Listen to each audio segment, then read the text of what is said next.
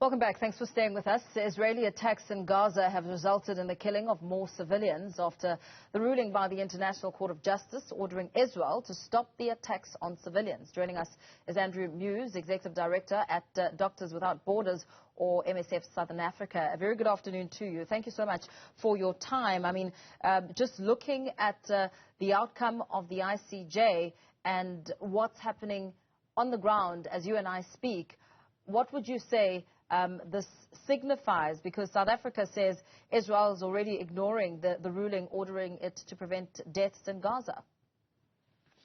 Hi, good afternoon, and thank you for asking me in today.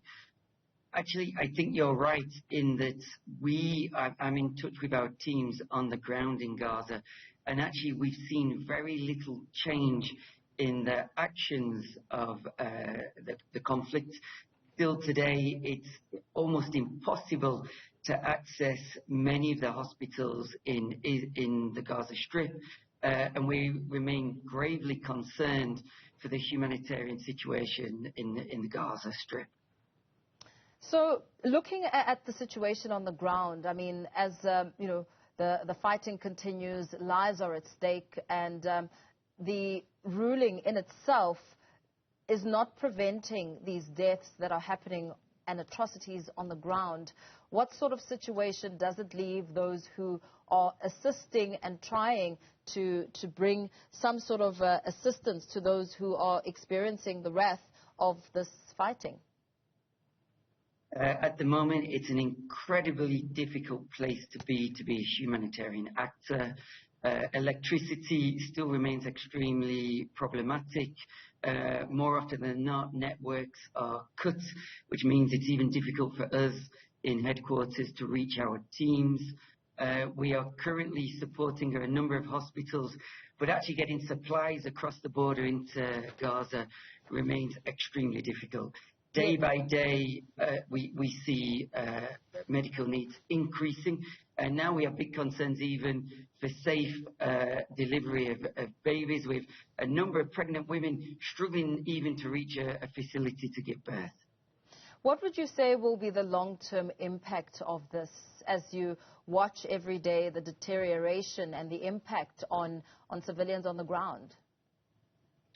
I mean, the long-term impact is going to be stark. As we speak at the moment, it's hard even to see an immediate end to this conflict.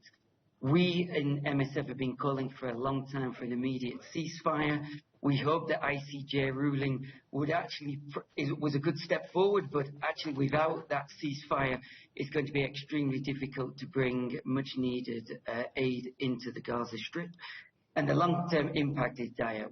Access to clean drinking water is extremely difficult. As I was saying before, access even to deliver babies in a safe facility is extremely difficult.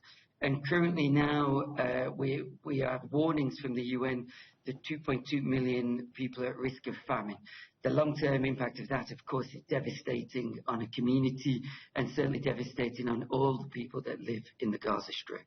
What we're also hearing is that Israeli ministers are reportedly considering limiting aid entering into Gaza, which speaks to even a more catastrophic scenario.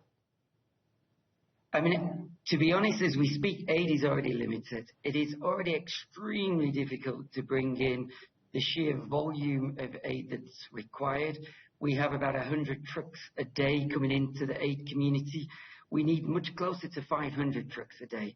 So we're only getting in 20% of what the civilian population in Gaza requires. If that supply line gets choked off even more, then actually the situation will just get worse, and we'll see a spiraling and deteriorating health conditions for everybody in the Strip. What do you think needs to happen at a very urgent scale to save the people on the ground and save lives? I mean, it's clear to us actually a ceasefire is needed immediately. It's needed to be called on all sides now.